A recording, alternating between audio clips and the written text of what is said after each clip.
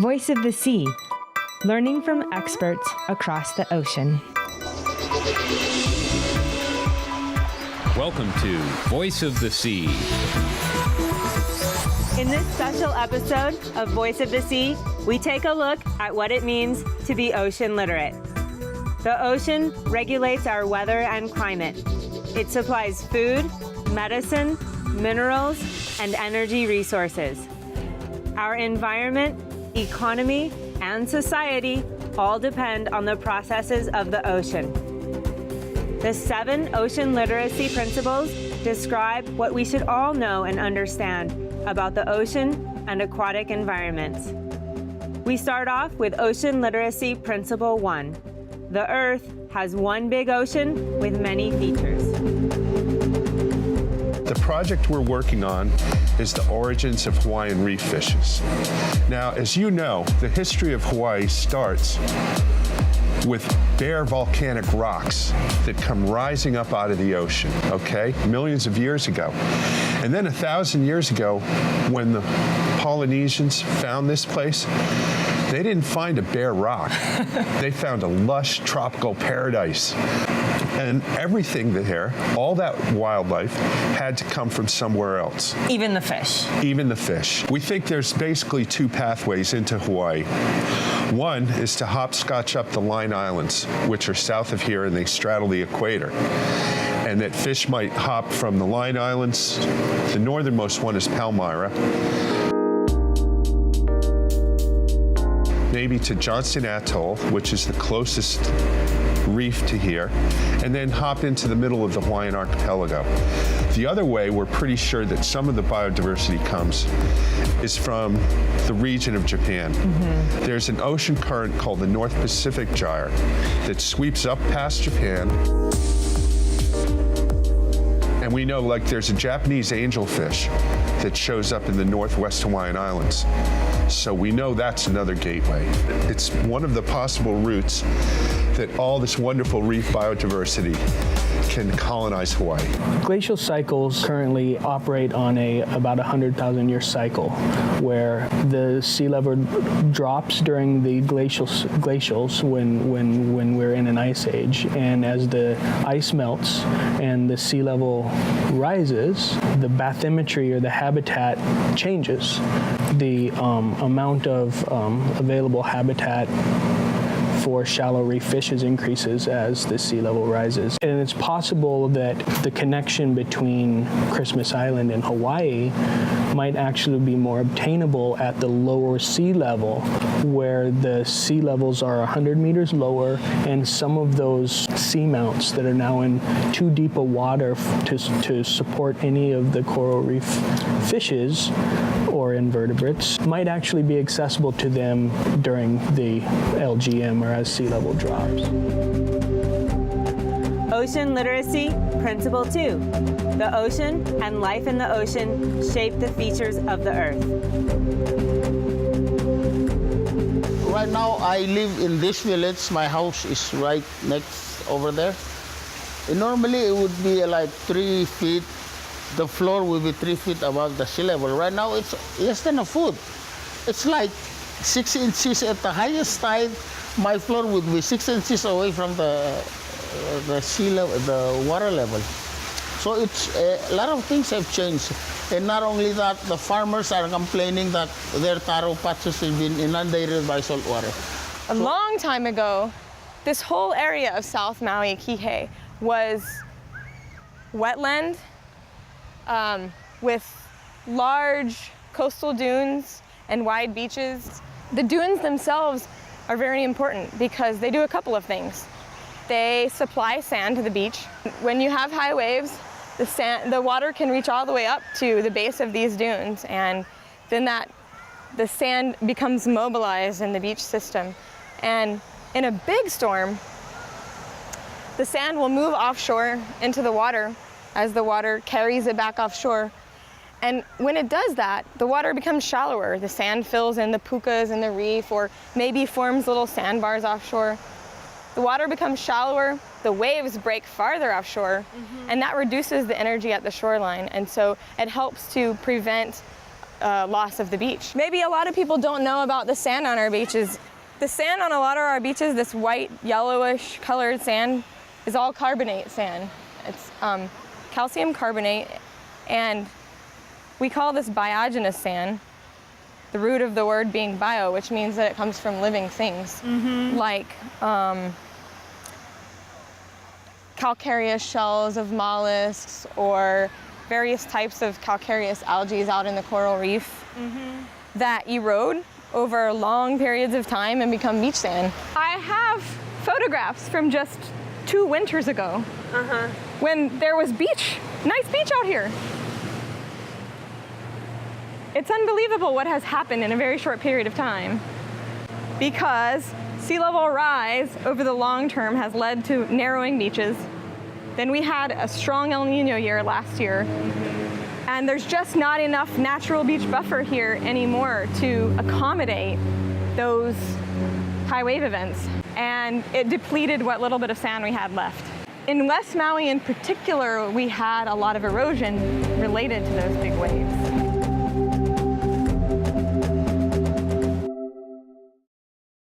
The Curriculum Research and Development Group in the College of Education at the University of Hawaii at Manoa.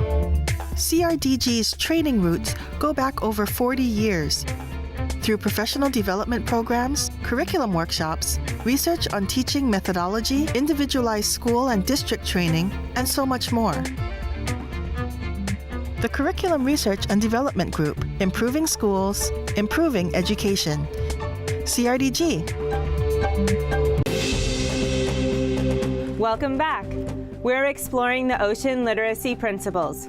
Principle 3, the ocean is a major influence on weather and climate. So what we think is happening is it's actually too dry above a certain level for the trees to survive. And we think part of what's driving that are El Nino-induced drought events. The drought event we had probably mid-2008 to 2014 lasted, that entire time period with very low rainfall at this forest line. These areas are highly influenced by drought events. So despite being an extremely wet part of the island, we think that the trees are actually moisture limited, and that's actually what's driving the position of that forest line. One thing we've done with that is to show how fast our climate has already warmed in Hawaii. So it has been warming over a 100-year period and is continuing to warm and is warming at a faster rate. Global climate change is primarily something having to do with warming, but it is also going to produce changes in other aspects of the climate, including rainfall. In Hawaii, changes in rainfall would probably be more important than changes in temperature. I think the most plausible scenario is that we will have a little bit less rainfall, or maybe a lot less rainfall in the drier areas of the island than we do now or have had in the past, and we'll have not much change or maybe a slight increase in rainfall in the wetter areas of the islands. Another change, I think, will be that we will have fewer storms, but those storms may be more intense. What we've seen in the last 30 years is we've had a decrease in trade winds here in Hilo. And that decrease in trade winds has brought us decreased rainfall and decreased stream flow. And so all of those conditions lead to building up of large sandbars. Across the state of Hawaii, there are all these coastal places that are going to be at least periodically inundated. And this is not 50 years in the future, it's already happening. We know that the seas are rising. We have these observations, and it's fact, it's recordable in our tide records, and there are models for its acceleration into the future. But what the king tides allow us to do is observe these higher water levels and use that information as a snapshot of what it could look like at some future time. In 50 years, Dr. Merrifield predicts that Hawaii will have this kind of flooding event during most high tides. So here's our event here. It was the highest of the whole record. So that's that red dot right there is the highest of the high. Wow. 0.78 feet, about 9 inches above or a little more. And you can see it was well above. And this is in 1905 all the way to the present. So there were a few events that were comparable. One of those is Hurricane Iniki, which I think was that event. But prior to 1960, no tide ever, no measured sea level ever got that high. Ocean Literacy Principle 4. The ocean makes Earth habitable. A strange and fascinating microscopic world lives under the ocean's skin, made up of millions of species, most of them unknown to man, but whose role is vital. The seawater's secret inhabitants are called plankton.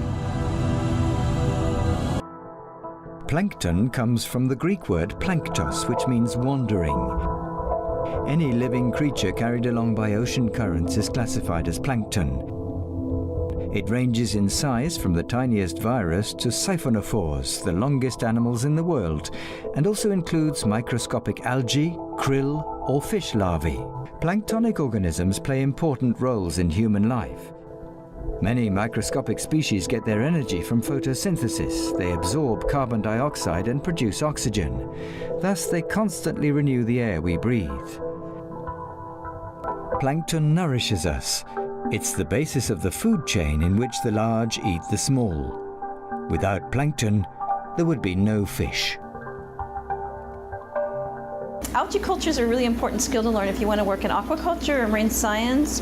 And these days, if you want to work in bioenergy, because as you know, they're making biofuels out of algae. So having a basic understanding of how to select strains of algae, how to grow the algae, and how to process is really important. And right now, if you're an algae culture technician, that's actually a very hot job. Ocean Literacy Principle 5. The ocean supports a great diversity of life and ecosystems.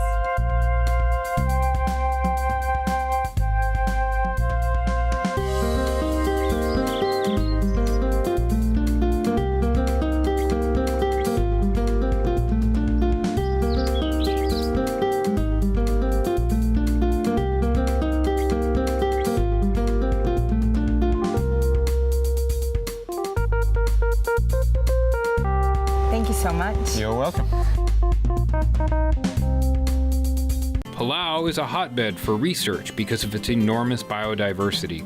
Compared to Hawaii, Palau has more than twice the number of nearshore fish species and over 3 times as many types of corals.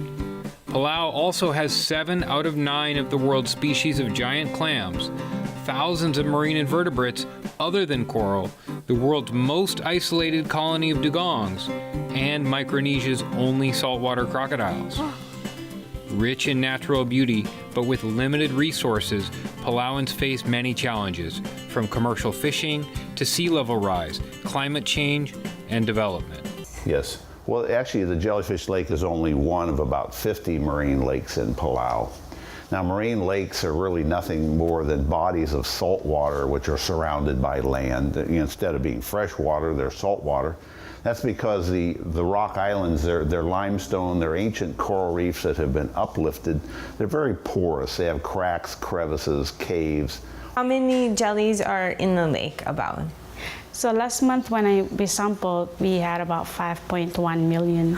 So the intertidal is the area between high and low tides. In Hawaii, it's about 1 meter. The intertidal is along the coast. Every coastline has an intertidal, but we focus on the rocky intertidal area. And what is it that you're trying to observe? So we mostly focus on limu or algae. It's really culturally important in Hawaii, and there's a lot of different species of like macroalgae that you can see even at this environment. This is a fish that lots of people know about. These are flying fish. They're really common here in Hawaii. And they've got those fantastic wings, and they have very small mouths, and they mostly eat little zooplankton. Then as you get deeper into the water column, then you start finding animals like lanternfishes. And these guys right here, they oftentimes have lights between their eyes, and those little spots on their sides, those are all the photophores, the light organs. And this little tiny fish right here is called a bristlemouth. And this is what we're finding to be quite an interesting species. It also has little lights, and it's not unlike the other two in that we think it eats zooplankton. So we have animals like this dragonfish right here. These are great, wonderful creatures. They are deep water predators. And this is an anglerfish right here. And these guys they're little floating heads. They have a little lure on their forehead. They blink them on and off, and they're just all head. They have a massively expansible stomach, and they can eat something that's at least equivalent to their own body size.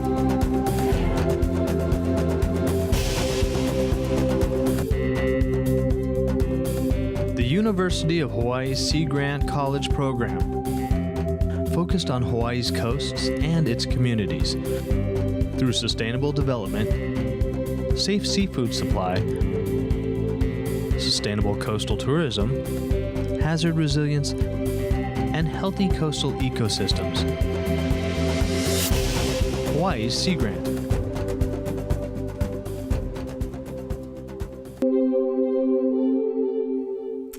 Welcome back. We are exploring the ocean literacy principles. Principle 6, the ocean and humans are inextricably interconnected.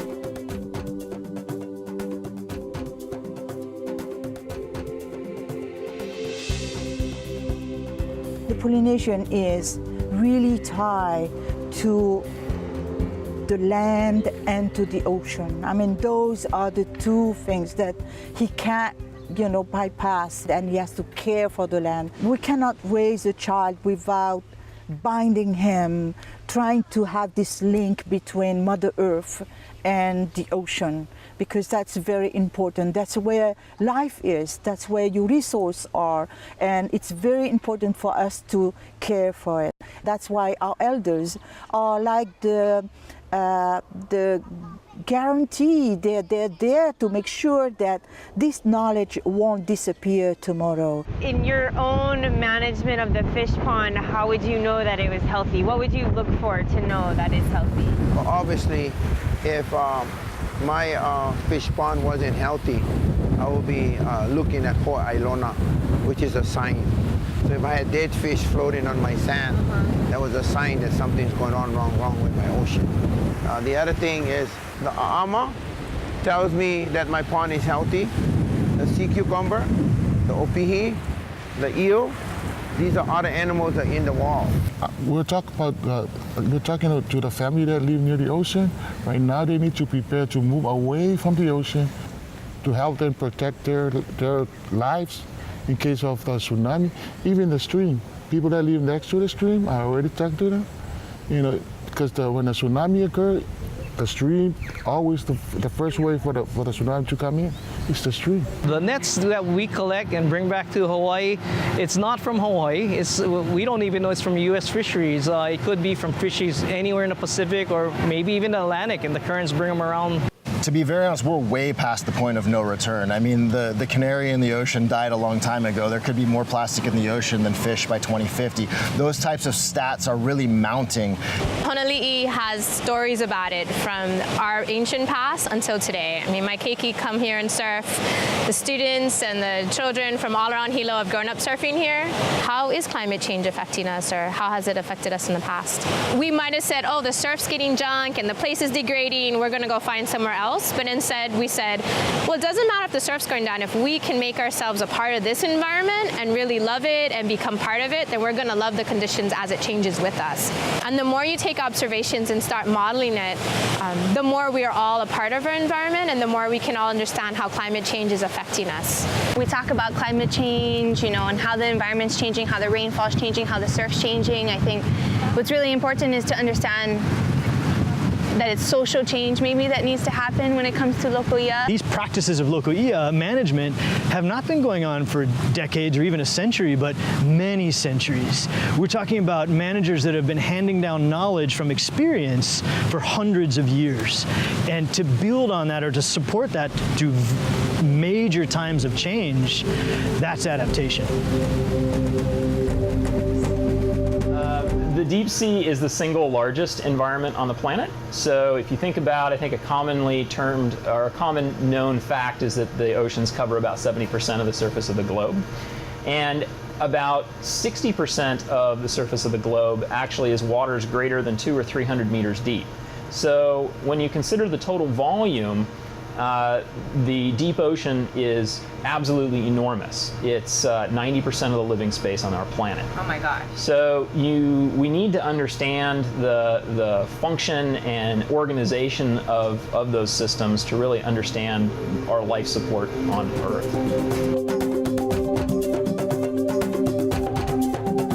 Ocean Literacy Principle 7. The ocean is largely unexplored. A strange and fascinating microscopic world lives under the ocean's skin, made up of millions of species, most of them unknown to man, but whose role is vital. The seawater's secret inhabitants are called plankton. This is an extremely complex world, very dynamic, that we are beginning to define. From seas to oceans, Tara will explore the submarine canopies and their millions of microscopic algae. This plant-like plankton, phytoplankton, produces half of the Earth's oxygen. Its role is key to the planet's climate. Exploration which will reveal an invisible animal world of infinite diversity, that of the zooplankton. I'm certain that 98% of these organisms are unheard of. Atlantic, Mediterranean, Indian Ocean. Every time we probe the depths, precious samples of marine life will enrich our hold. Mapping things that haven't been mapped before is the exciting part, because you almost always find new things. So I like not knowing what's going to turn up on the screen.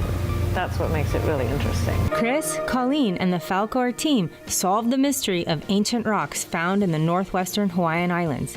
These rocks appeared to be too old to be part of the Hawaiian archipelago, and in fact they discovered that at least one of the seamounts in the northwestern Hawaiian Islands is actually made of 2 volcanoes. The younger volcano is part of the Hawaiian archipelago at about 20 to 30 million years old, but the older volcano, at about 80 to 90 million years old, appears to have first formed in the eastern Pacific Ocean basin.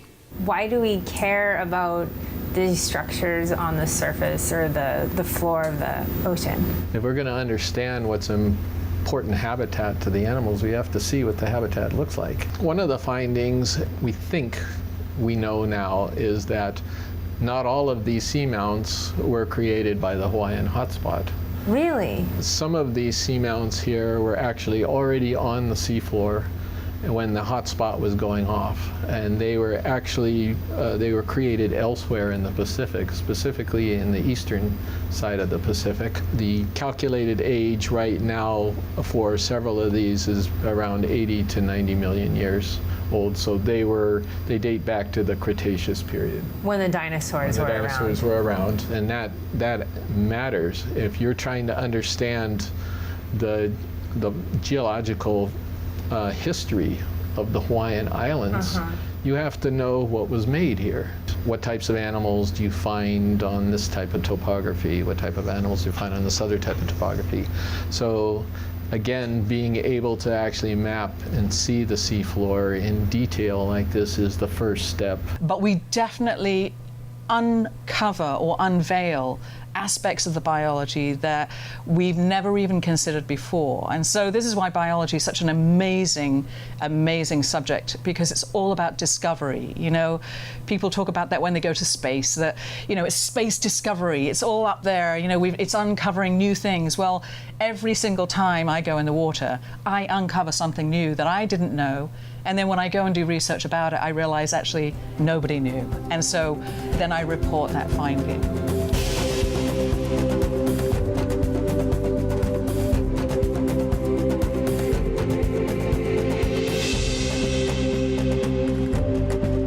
We are looking for a few heroes, mentors, trailblazers, innovators, a passion to change lives, spark curiosity, open hearts, and awaken minds, help students answer the question, who am I? This could be your calling, but this is no job.